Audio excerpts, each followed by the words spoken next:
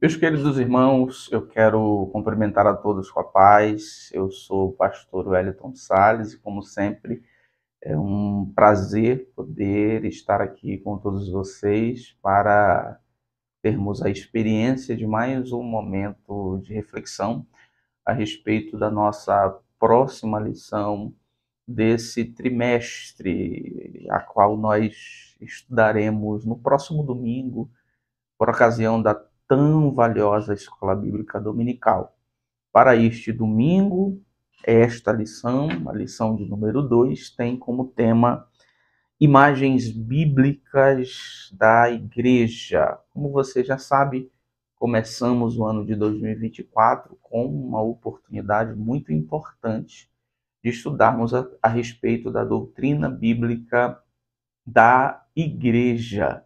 E na aula passada nós tivemos este primeiro contato com informações essenciais a respeito da disciplina.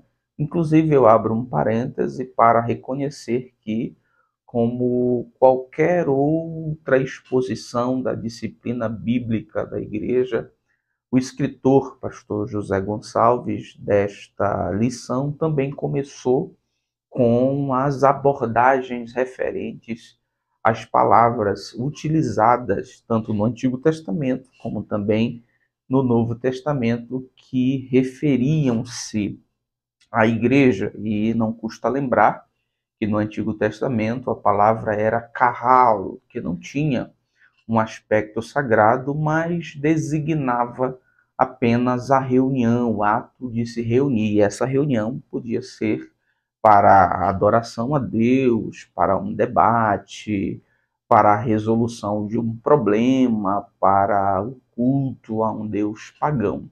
Mas no Novo Testamento, a palavra eclesia ou eclésia, como queiram, tem esse significado sagrado porque, entre outras coisas, define o caráter da reunião, a reunião para a adoração a Deus, como também define o caráter ou a qualidade do caráter dos que compõem esta reunião, aqueles que foram comprados pelo sangue de Jesus e selados pelo Espírito Santo. Mas também não custa lembrar, como fizemos menção na aula passada, que a palavra eclesia ou eclésia não tem seu uso apenas no universo expressivo cristão, mas o universo expressivo cristão se utilizou da palavra que havia à disposição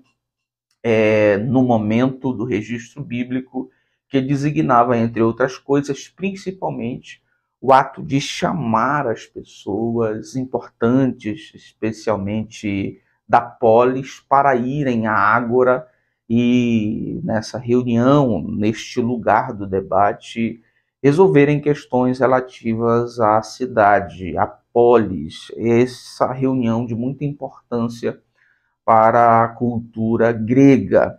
Na aula passada também nós vimos os conceitos históricos a respeito do conceito da igreja e tivemos contato com o conceito católico romano, que advém de uma interpretação equivocada do esta é a pedra e sobre tu és Pedro e sobre esta pedra edificarei a minha igreja e as portas do inferno não prevalecerão contra ela. A interpretação é que Pedro é o pai da igreja, é o primeiro papa, mas a interpretação a que nós somos familiarizados, a interpretação bíblica mais correta diz respeito ao fundamento do reconhecimento de que Jesus, o Filho de Deus, é a base, é a pedra sobre a qual se fundamenta a igreja, o que será, inclusive, lembrado pelo próprio Pedro em uma das suas cartas, falando que para os que não acreditaram, os príncipes, os escribas, os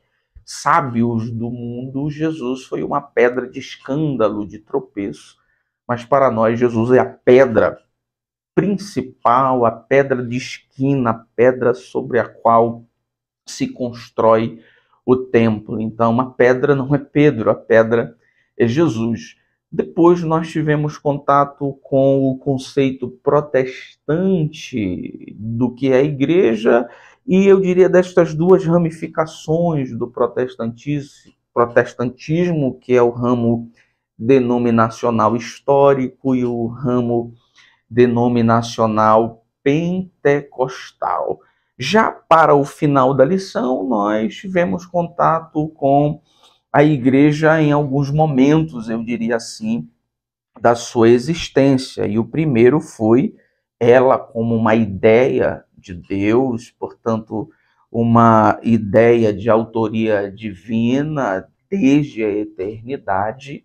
Depois, em um segundo momento, a igreja como realidade materializada, inaugurada, o aspecto da igreja em sua concretude, protagonizado exatamente por ocasião do derramamento do Espírito Santo, por ocasião do Pentecostes. Eu, inclusive, fiz menção que uma das razões, um dos testemunhos favoráveis em favor de que a igreja é inaugurada no Pentecostes é que antes do Pentecostes nós temos apenas 3 menções da palavra eclesia ou eclésia. Uma delas apenas, a de Mateus 16, 18, diz respeito à igreja de Cristo.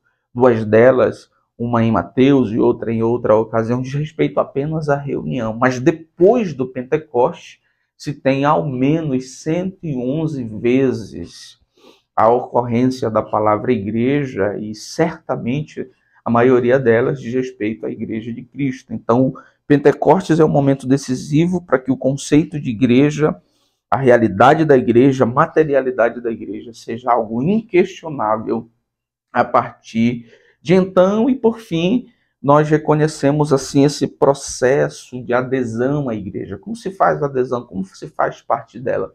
Por meio do batismo do Espírito. O batismo do Espírito é esta imersão no corpo de Jesus, quando nós estamos pelo Espírito mergulhados no corpo, fazemos parte do corpo, e isto é uma obra do Espírito de Deus, reconhecida, intitulada como batismo do Espírito, o batismo que se reconhece por essa função de iniciação, da adesão ao corpo de Cristo, diferente do batismo de Jesus Cristo, que é o batismo com o Espírito Santo, que diz respeito à capacitação.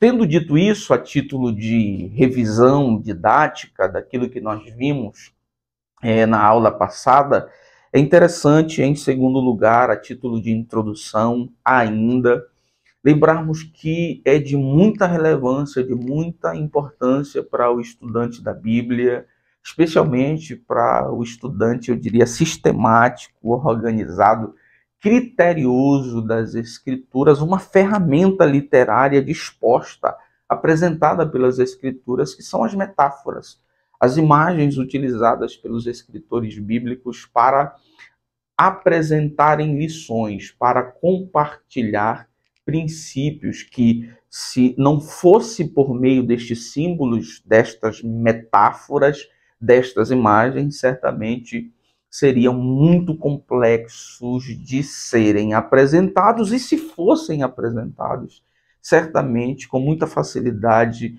seriam esquecidos, quando não compreendidos. Então, esse segundo momento eu utilizo para fazer menção desta importância da utilização dos símbolos, das imagens, das metáforas pelos escritores bíblicos e sua importância para a exposição de princípios, exposições de lições que são muito relevantes para o cristão. Assim como em outras doutrinas, na doutrina bíblica da igreja, nós somos apresentados algumas metáforas que simbolizam aspectos da natureza da igreja, que simbolizam aspectos da função da igreja, que simbolizam aspectos dos propósitos, das obras da igreja, e que por muitas vezes também simbolizam o protagonismo, a importância de Cristo em relação à igreja. Assim como as imagens bíblicas são importantes no estudo da doutrina bíblica da igreja, a título de exemplo, quando nós estudamos a doutrina bíblica da salvação, soteriologia, a fim de que nós entendamos melhor essa mecânica, essa dinâmica do processo de salvação, também nós somos apresentados a algumas imagens que nós chamamos de imagens bíblicas da salvação. Qual é o propósito delas? O mesmo das imagens bíblicas da igreja. Fazer com que princípios, verdades sejam mais facilmente compreendidas e mais dificilmente esquecidas. E aí eu faço menção de um escritor que certamente você conhece, que fala das imagens bíblicas da salvação. John Stott, no livro A Cruz de Cristo, diz mais ou menos assim: assim como a igreja de Cristo é apresentada na Escritura como a sua noiva e o seu corpo, como as ovelhas do seu rebanho, os ramos da sua videira, como a sua nova humanidade, sua casa ou família, como o templo do Espírito Santo e pilar e fortaleza da verdade, da mesma forma a salvação de Cristo é ilustrada através da vívida imagem de termos como propiciação, redenção, justificação e reconciliação. Quando nós falamos em propiciação, é uma imagem bíblica da salvação. Nós lembramos do contexto religioso em que a ira de Deus era placada, era resistida, quando, por ocasião do sumo sacerdote molhar o altar, a tampa do altar, o propiciatório com sangue do sacrifício. Daí vinha a palavra propício, estar a favor de, estar com, estar não em desfavor, mas em favor daquele que apresentou a oferta. Traz a ideia de paz. Quando nós falamos em redenção, nós somos conduzidos a um contexto econômico. Redenção é comprar o escravo no mercado. Cristo nos comprou. Quando nós falamos em justificação, nós somos conduzidos ao universo legal, como dizem tecnicamente, forense, em que a pena da lei foi paga por Cristo e nós recebemos a justiça de Cristo, fomos, portanto, justificados e o nosso problema com a lei já não existe mais. Quando nós falamos em reconciliação, nós somos conduzidos para um ambiente, eu diria, de relacionamento familiar, em que um dos membros da família ou dois amigos, por alguma razão, entraram em algum litígio, não há paz, não há nenhum amor entre um e outro, mas agora foram reconciliados por alguém que entendeu os reclames de um, entendeu os reclames de outro e fez a reconciliação entre um e outro. Cristo é esse mediador da paz entre nós e Deus.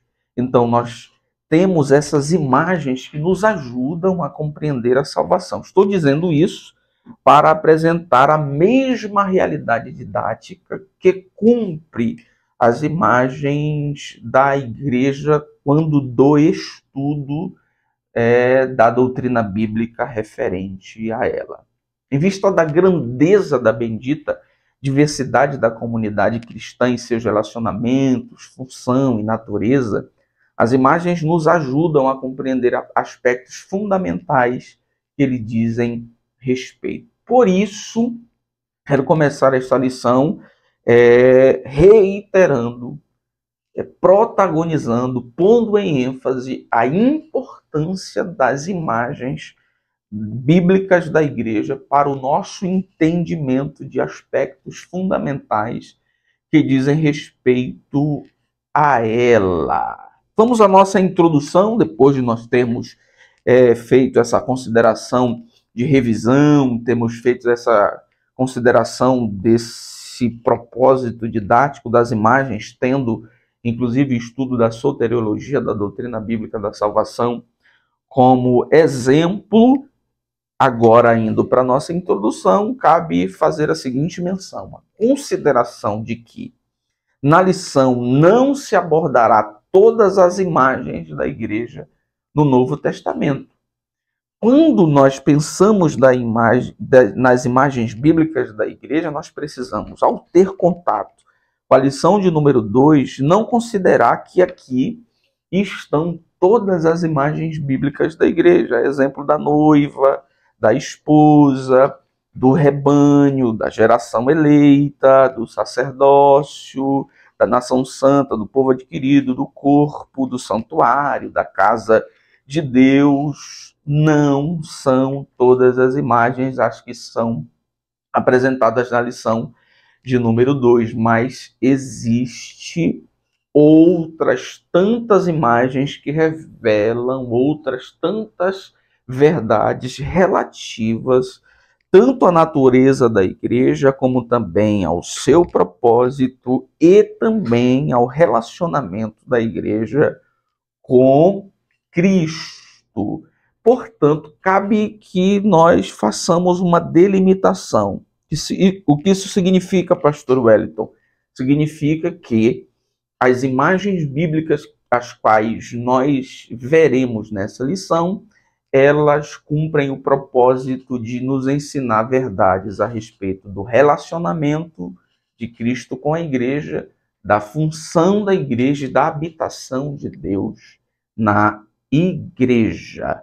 Tendo dito isso, vamos agora ao nosso primeiro ponto. E o nosso primeiro ponto diz respeito às imagens que descrevem um relacionamento. É uma figura da igreja que apresenta dois lados dessa mesma moeda do relacionamento. Um lado que diz respeito às responsabilidades da igreja nesse relacionamento, e o outro lado que diz respeito, entre aspas, às responsabilidades do noivo, de Cristo no relacionamento. A primeira imagem, logicamente, é a igreja como noiva de Cristo. E nesta imagem, nós precisamos considerar o fato de que o escritor bíblico faz o uso dela tendo em vista o que ela transmite para o tempo dele. O escritor bíblico não está falando de um noivado, de uma noiva ocidental do século XXI. Nós precisamos ter cuidado com isso.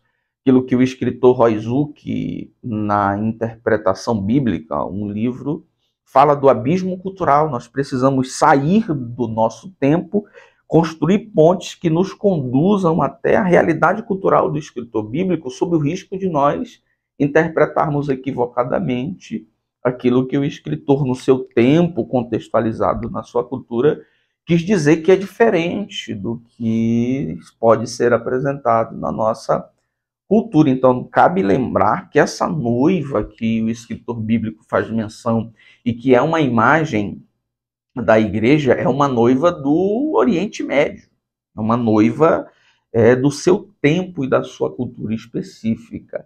E aí, nesse sentido, essa figura da noiva do tempo do escritor bíblico traz algumas lições importantes. Por exemplo, uma noiva do Antigo Oriente, certamente o universo cultural que o escritor bíblico vive, da noiva que existe nesse contexto, se compreende que a noiva, quando era desposada, ou seja, era pedida em noivado, se estabelecia o noivado, ela recebia uma promessa de bênção futura com o marido.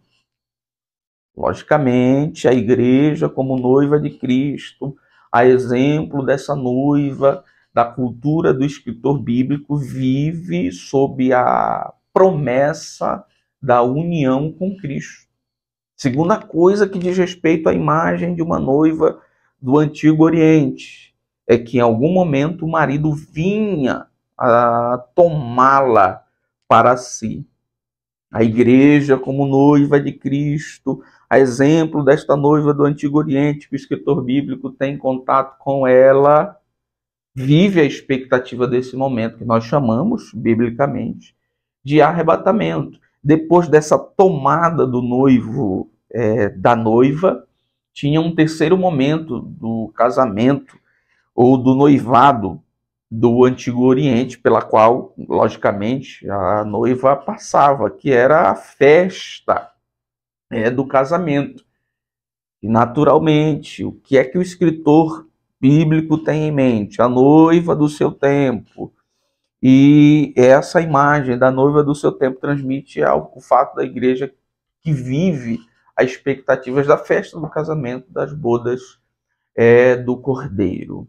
Então, diante de nós está, sem dúvida nenhuma, uma das mais famosas imagens, uma das mais famosas figuras, uma das mais famosas metáforas que dizem respeito à igreja e que apontam para o relacionamento dela com o noivo, com Cristo, que é a igreja como noiva de Cristo. Chama a atenção esta imagem para a responsabilidade da noiva no que diz respeito à sua castidade, pureza e fidelidade, ou seja, um compromisso irrestrito, seríssimo, inegociável com o noivo. E aí eu adiciono a essa imagem que nós temos e a lição que nós aprendemos a respeito de castidade, pureza e fidelidade, estas outras, que é a promessa que a noiva recebe da bênção futura em viver com o marido. A igreja vive a expectativa desta promessa, da união mística espiritual de Cristo com ela.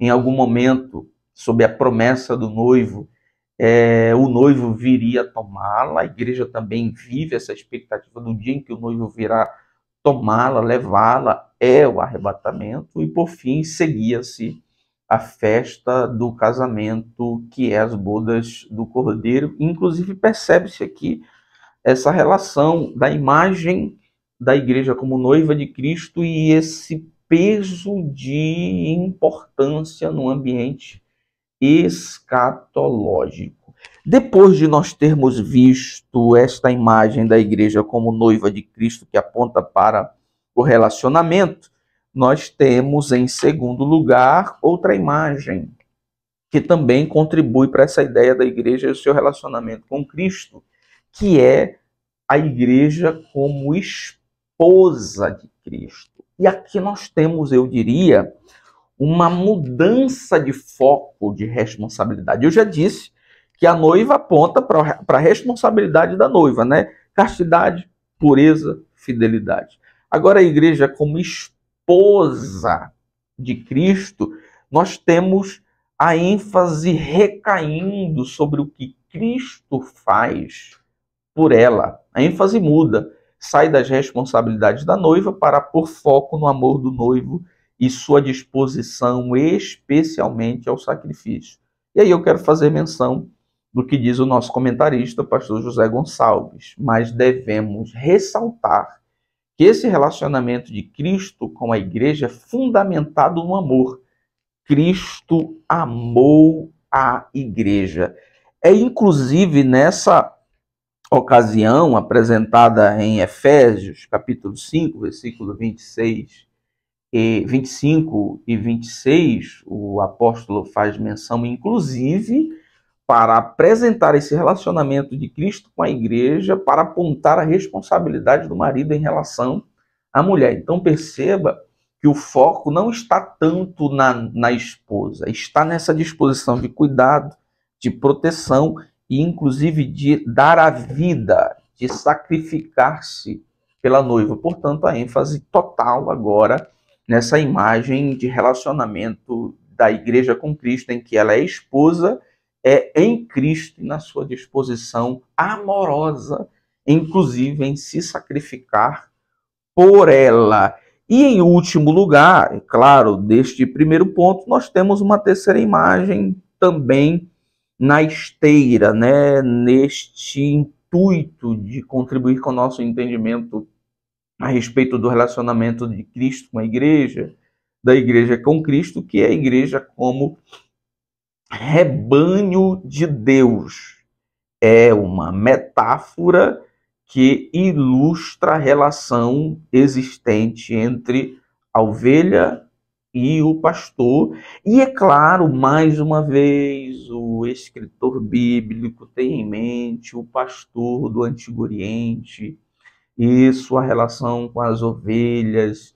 E especialmente a gente percebe isso muito claro no Evangelho de João, em que Cristo apresenta-se como um bom pastor, esse relacionamento das ovelhas que seguem o pastor, que conhecem a sua voz e que delas é conhecido, ou seja, uma proximidade profunda, um relacionamento consistente, um relacionamento muito próximo. E além disso, de apontar para o relacionamento, tem também essa ideia de apontar a proeminência, o protagonismo de Cristo. A ênfase recai na pessoa do pastor. É claro, aponta para o relacionamento, mas apresenta assim de maneira grandiosa a figura do pastor. E para sermos justos com as outras imagens, os outros símbolos, as outras metáforas bíblicas que dizem respeito à igreja, elas cumprem também esse propósito de apresentar esse protagonismo de Cristo. Por exemplo, quando nós falamos da igreja como corpo de Cristo, nós somos conduzidos à imagem de Cristo como cabeça, ele é o importante. Quando nós falamos da igreja como templo, nós somos conduzidos à ideia de que Cristo é importante, Cristo é o fundamento, Cristo é a base. Quando nós falamos da igreja como rebanho de Cristo, nós somos conduzidos à ideia de que Cristo é o pastor, o sumo pastor, para se utilizar das palavras bíblicas. Quando nós falamos da igreja, por exemplo, como ramos da oliveira, ou melhor, ramos da videira, nós temos em mente o protagonismo de Cristo, que é a videira verdadeira. Então, rebanho, corpo, templo, ramos, são outros símbolos, são outras metáforas, outras imagens, que, entre outras coisas, apontam para o protagonismo de Cristo em relação à igreja. E eu faço menção de uma frase do grande teólogo pentecostal Eurico Bergstein. Ele diz assim: a Bíblia utiliza vários símbolos que apontam de modo claro o lugar que Jesus tem e deve ter na igreja. Então eu quero apenas adicionar a esta consideração das imagens da igreja como noiva, relacionamento, esposa, relacionamento, rebanho, relacionamento, esta informação de que, como rebanho, corpo, templo, ramos da videira, esses símbolos cumprem o propósito de apresentar Cristo como assim, central, importante, o fundamento exclusivo da igreja. Cristo como cabeça, Cristo como fundamento, Cristo como pastor e Cristo como a videira verdadeira. Tendo dito isso, fechando o ponto 1, a imagem que descreve relacionamento, nós vamos ao ponto 2, que são imagens que descrevem função. Aí cabe lembrar que o estudante da doutrina bíblica da igreja vai se deparar com o seguinte tópico: as obras da igreja. A igreja é um organismo vivo e há obras que Deus deseja que a igreja desenvolva, realize. E é claro, neste momento em que nós vamos estudar qual é a função, quais são as funções, quais são as obras da igreja, e as imagens bíblicas da igreja nos ajudam a compreender quais são algumas obras da igreja. Fazendo menção do nosso comentarista, fazendo menção da lição, disse assim: assim como havia um povo de Deus debaixo do antigo pacto, antiga aliança, Êxodo 19, 5 e 6, Isaías 43, 3, da mesma forma Deus possui um povo debaixo do novo pacto.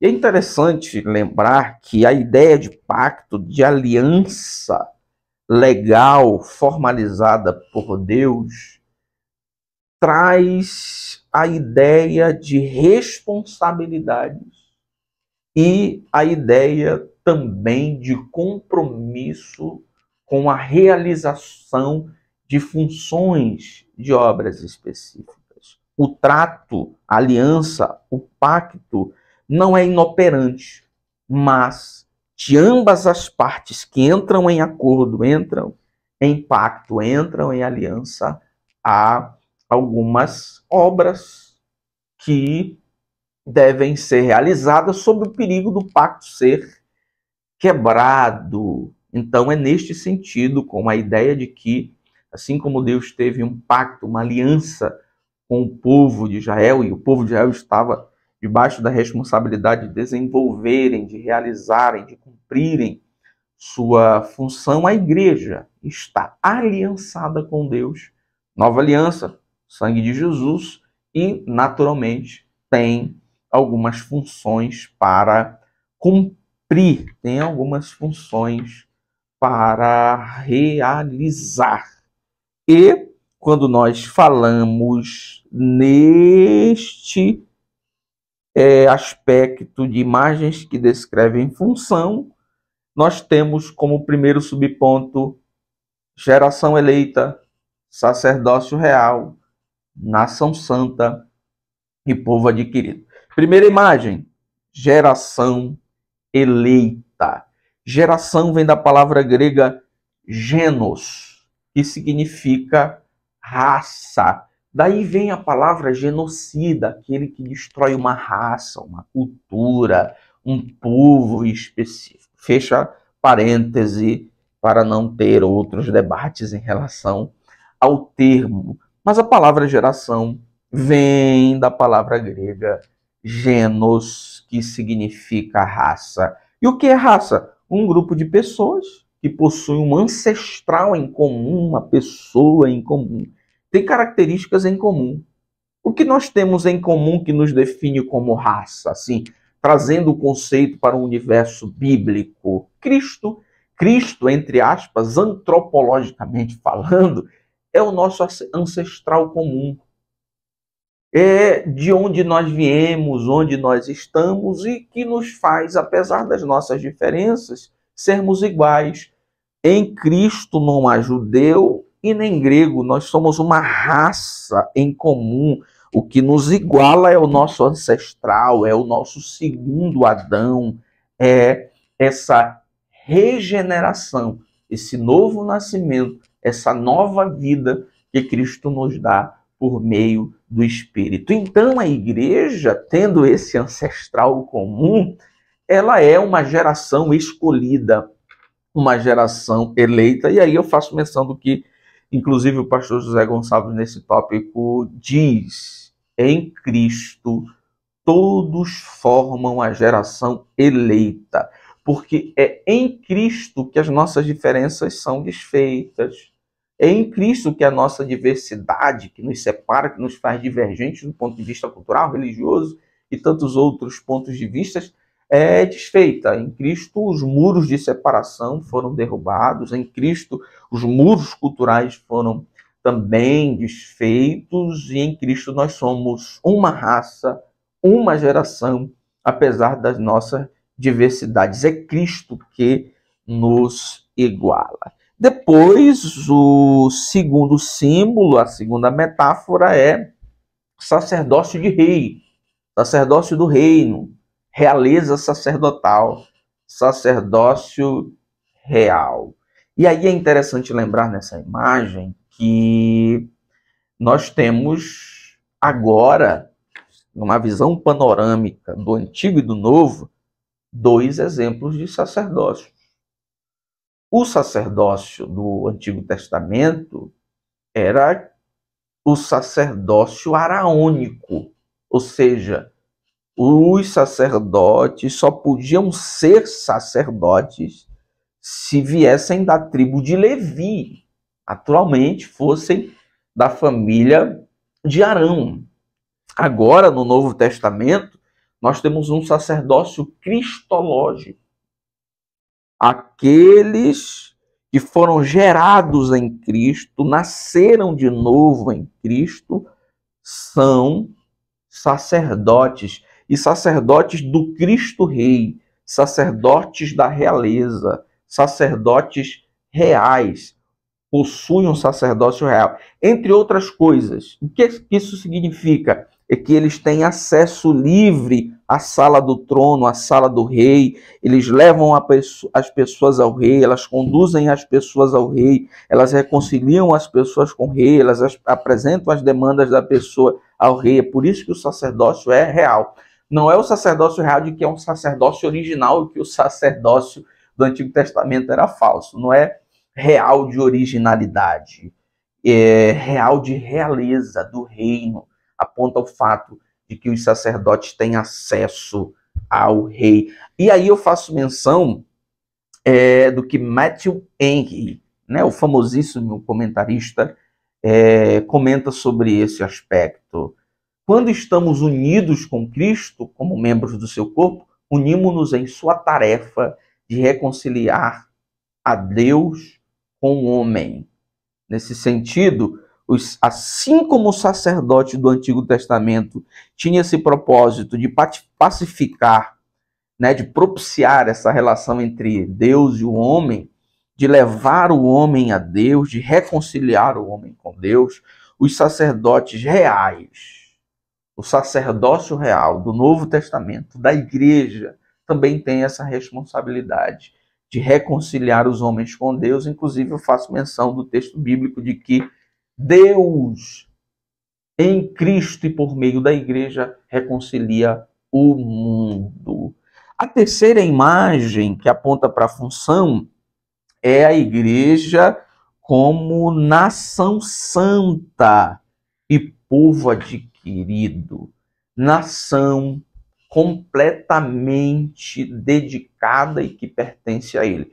Para fazer menção de outra versão bíblica, para o nação santa e povo adquirido, nação completamente dedicada, né? O conceito da palavra santificação, kodesh, que é separar para, completamente dedicada e que pertence a ele, exclusiva dele.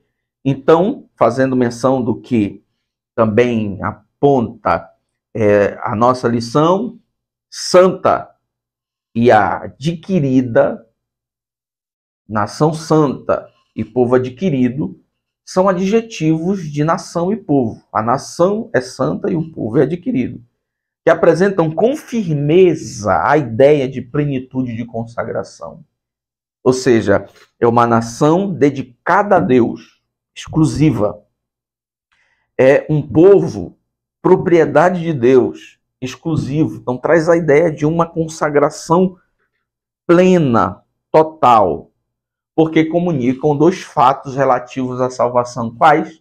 Santificação e redenção. Na santificação, nós somos separados para Deus.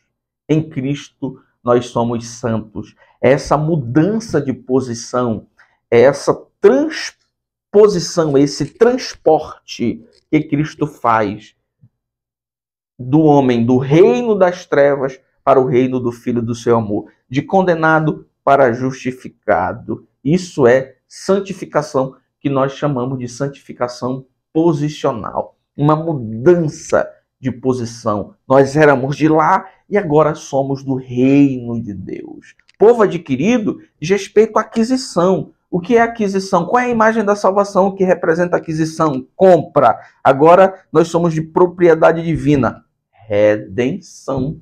Então, senhoras e senhores, perceba como é importante, como é didático, como nos ensina verdades importantes, estes símbolos, estas imagens, essas metáforas que são aplicadas à igreja, especialmente aqui no ponto 2, que descrevem função. Geração eleita, sacerdócio real e povo adquirido. E o segundo subponto é a igreja como corpo de Cristo. A igreja como corpo de Cristo também traz essa analogia de que a igreja deve cumprir algumas funções.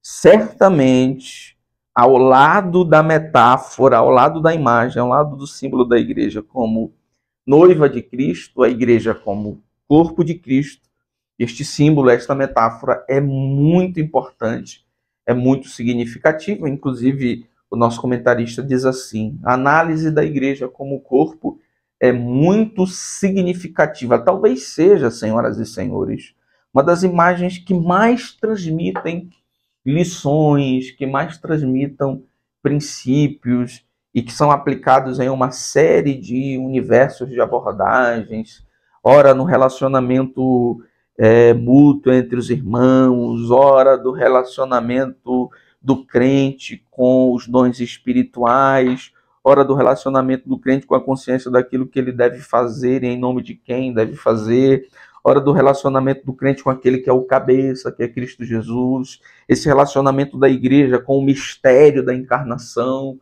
né, porque é na encarnação que Cristo tem o corpo, e não é à toa que a igreja é chamada de corpo de Cristo. Então perceba a variedade de abordagens que nós podemos fazer nessa imagem da igreja como corpo de Cristo, que exatamente por isso, pela sua capacidade comunicativa, ela se apresenta como uma das mais famosas. Inclusive tem um livro de Philip Yancey, se não me falha a memória, tem o título de Feitos de uma Forma Admirável, em que o escritor, junto com um médico, faz uma abordagem científica da imagem da igreja como corpo de Cristo, trazendo para os leitores exatamente de maneira mais ainda variada, colorida, mais ainda importante, essa ideia da igreja como corpo de Cristo, que, é claro, apresenta, entre outras coisas, as imagens da igreja em sua função. Mas, além disso, a título de contribuição da minha parte, a imagem da igreja como corpo de Cristo também aponta as seguintes verdades: protagonismo de Cristo, Cristo é o cabeça; a dinâmica vital da igreja, a igreja não é uma instituição, é um organismo vivo; a diversidade dos membros, a igreja não é um membro, a igreja são vários membros; a comunhão dos membros, nenhum membro é mais importante do que o outro, e é necessário para a saúde do corpo cada membro trabalhar não para si, mas para o corpo; e a funcionalidade dos membros, cada membro cumprindo a sua função específica. Se nós tivéssemos apenas uma lição da igreja como corpo de Cristo, já teríamos aqui material, eu diria assim, para estudarmos e estudarmos muito, porque essa imagem, como eu já disse, é muito valiosa e muito expressiva do ponto de vista do entendimento da natureza da igreja, da função da igreja, do relacionamento da igreja com Cristo. Fechando esse segundo ponto, imagens que descrevem a função, nós vamos ao último, ponto 3, imagens que descrevem a habitação. E aí nós temos o santuário de Deus, muito embora seja comum identificar a igreja a partir de sua estrutura arquitetônica, física, inclusive a palavra igreja acaba sendo mal compreendida quando se compreende que ela significa o templo. Não é isso que a Bíblia identifica como sendo uma igreja. Ela é o templo do Espírito Santo. A igreja é retratada como sendo um santuário, a habitação de Deus. A mesma tensão, eu diria, existente no Antigo Testamento, do fato de Deus não habitar em templos feitos por mão de homens, de Deus desejar habitar entre o povo, de Deus desejar habitar, tabernacular com as pessoas que o serviam no Antigo Testamento.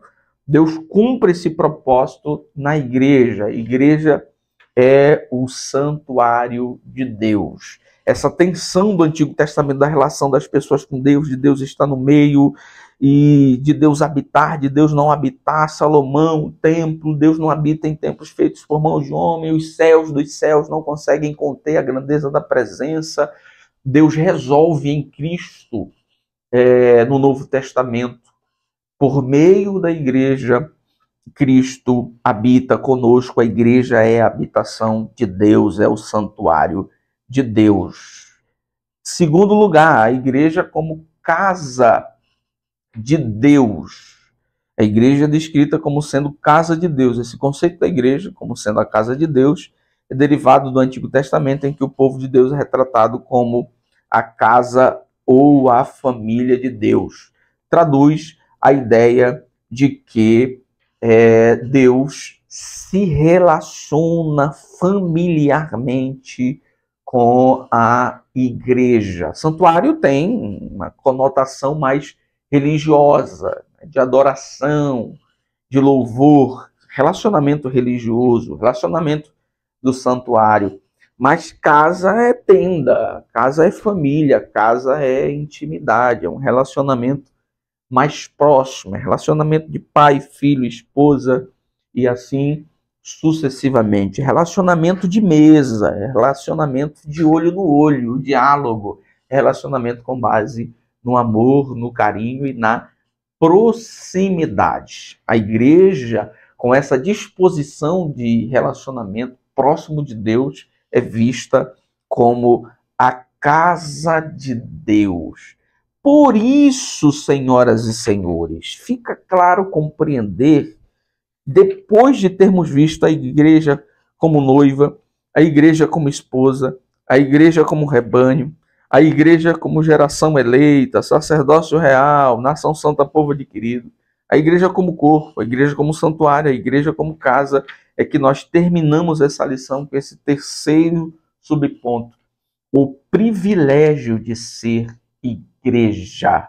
À luz do que estudamos nessa lição, podemos fazer algumas considerações. Primeira, a Igreja de Cristo é uma instituição formada por salvos que se relacionam e, por isso, eles fazem parte do seu rebanho. A imagem de relacionamento. Segunda, a Igreja de Cristo é uma instituição formada de salvos que exerce uma função sacerdotal diante de Deus em relação ao mundo. Nação santa, povo adquirido, sacerdócio real, a função de reconciliar o mundo com Deus. E, finalmente, a Igreja de Cristo é uma instituição em que Deus habita e vive. Ou seja, nós temos como igreja essa porta aberta para nos relacionarmos em adoração com Deus, a igreja é santuário. Nós temos essa porta aberta como igreja para um relacionamento paternal com Deus, a igreja é casa. Por fim, portanto, meus queridos, é um privilégio ser igreja. Graças a Deus, nós somos igreja. Graças a Deus, nós somos a noiva, nós somos a esposa, nós somos o rebanho, nós somos geração eleita, sacerdócio real, povo adquirido, nação santa, corpo de Cristo, santuário, casa. Repito, glória a Deus, é um privilégio em Cristo ser igreja. É isto que eu quero comunicar com você e fica aqui, como sempre, o desejo do meu coração, que Deus, em Cristo Jesus, te abençoe poderosamente.